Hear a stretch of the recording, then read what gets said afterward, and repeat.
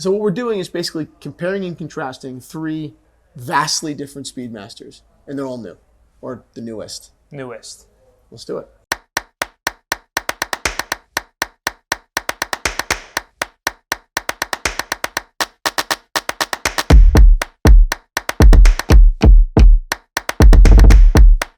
What is up, Watch fam? I am Christian from Theo and Harris, and you are Anthony Kozlowski. back on Theo and Harris channel. I'm back. What's up, Anthony? It's good to be back. I know you were inundated with a lot of messages asking where I was. I know. Really. We had to hire someone just to answer the messages. Yeah. So we're back at London Jewelers, Manhasset Watch Salon with all these different watch brands. But the brand we're focusing on today is Omega. And it's a brand that you obviously talk about constantly, I would imagine. Absolutely. You've seen a big uptick in Omega's popularity in the last 5 years, right? For sure. And luckily enough, we're talking about, I think, one of the best models they make, which is the Speedmaster. Iconic watch, obviously, but we picked out a eclectic kind of variety here, right? A classic Speedmaster Professional. Then we have the Chronoscope in bronze gold, which was just released in 2021. And then we've got the other Professional in Sedna gold, which isn't rose gold. It's proprietary. It's Omega. Correct. It's a different color. So which one do you want to start off with? Let's go with the classic Professional. Let's go with the stainless steel version. So tell me, what are people asking about this watch when you take it out of the showcase and show it to them? Well, it's interesting because this is one of those watches, in my opinion. It can be a first watch, or it can be someone that has $1 million worth of watches that will be gravitating towards this. So it's really understanding, their watch knowledge behind it. Is it something they've read about in a history book through the moon landing and space missions, or is it someone that's never actually had a Speedmaster before and now they're venturing into it? I'll tell you, I'm not a chronograph guy. You know that I don't really wear a lot of sports watches. Right today, I'm wearing a Brigade Tradition. It's not a chronograph. Right? Still Swatch. Still Swatch, exactly. So I'm not a chronograph guy. I'm not a steel guy, and I'm not a 42 millimeter guy. I'm not. So all it's these not things. for you.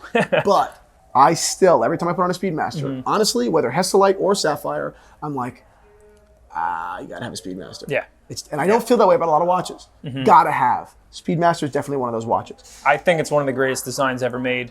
In my office at home, I have 2 photos of 2 different watches. The Speedmaster is one of them. I just think it's such an iconic design. Yep. And even at 42, because I do have a small wrist, I think it fits the wrist really well. So tell me a couple of things. Number one, with this model, which is the newest Speedmaster, what was changed from the predecessor, which was popular for years? So, I mean, the biggest thing you'll notice visually, if you know the previous model, is the bracelet's changed quite a bit. It now tapers, it has thinner, smaller links, a new buckle, and I think it flows with the watch really, really well. Yes. Now the dial even, am I wrong by saying the dial was given a little more depth? Yeah, it has more depth. Even the bezel now has the traditional dot over 90, little throwback there. Yep.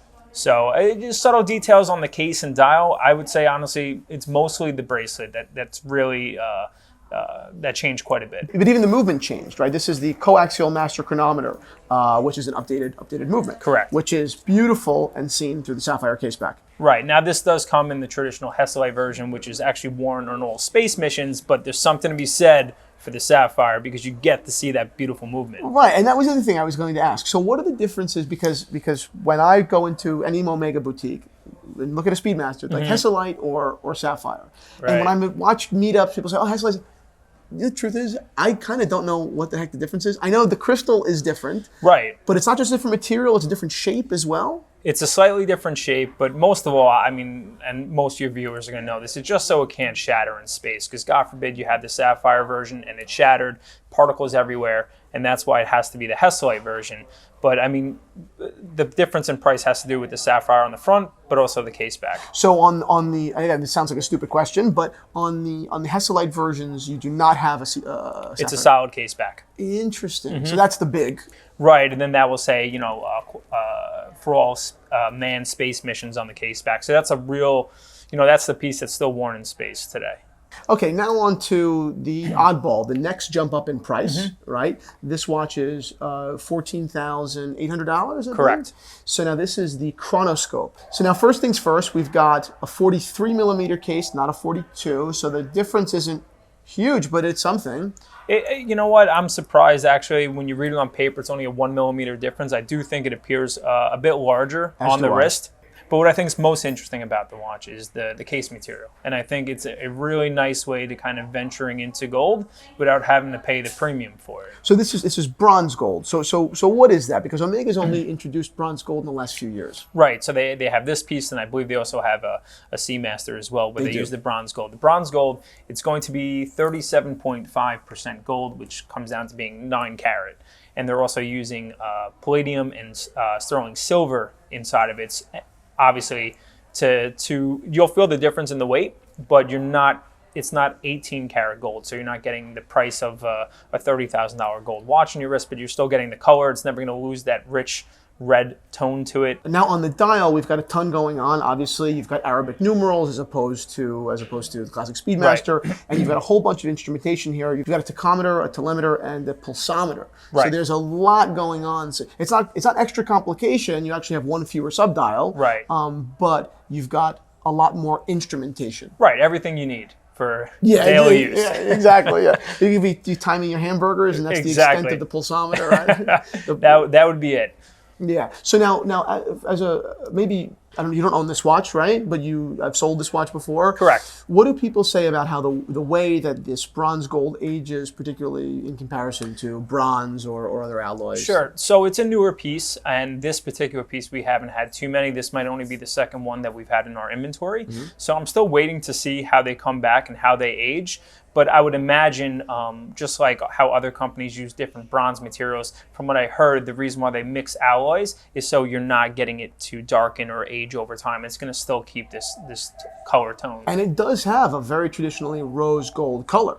For sure, for sure. And I think by itself, you would look at it right away and say very much a rose gold tone. Although next to the actual Sedna gold Speedmaster, I think it does play a different color. The movement is unbelievable. Mm-hmm. I mean, look how beautiful all that is. That radial brushing. Right. It's a gorgeous movement. Almost, I mean, larger than a 3/4 plate. Yep. But I think what I like most is you see why the watch is 43 millimeters. They're not putting, a small movement in a large case because they think that's the size people want. This watch is this size because this is the size of the movement. Yeah, you're exactly right. I think, again, stupid note. I hate to even make this note because it's, again, so superficial. But even their choice of strap was amazing. Mm-hmm. Anyone could swap out a strap, of course, right. But the proportions are awesome.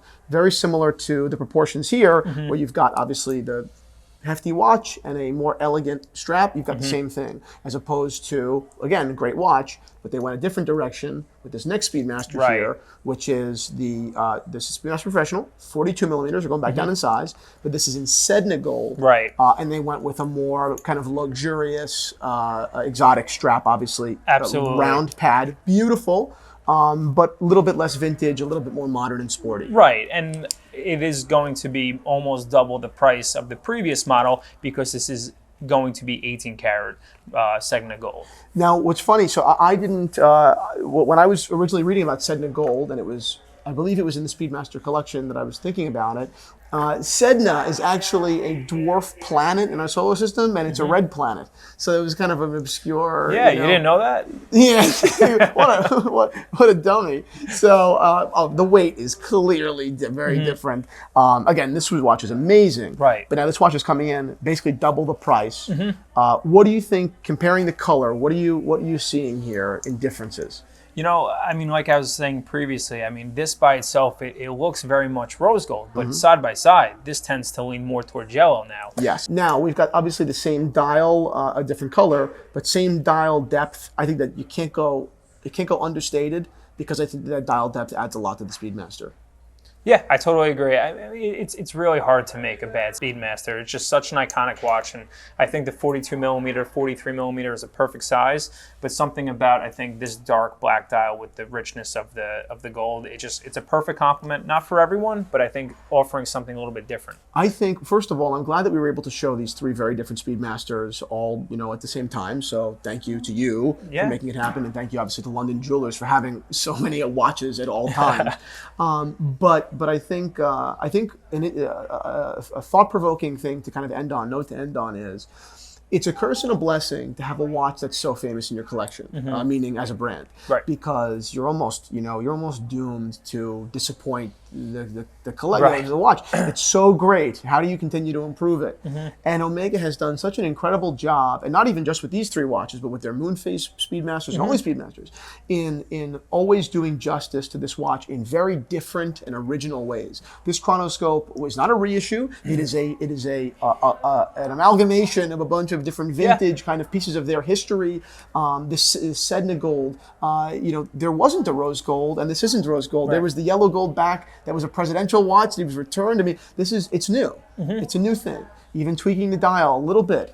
It's just impressive that Omega has done such a good job at keeping this watch impressive and doing it justice. I think when you have such a historical watch, you could be kind of intimidated to branch off and experiment, but they've done it with metals, they've done it with ceramic cases and different complications. So it's really cool. There's a Speedmaster for everybody. Yeah, I agree. Well, thank you so much for sitting down, Anthony. My pleasure. Thank you It's to been fun. London Jewelers, and thank you to Omega for just making such great watches that are easy to talk about.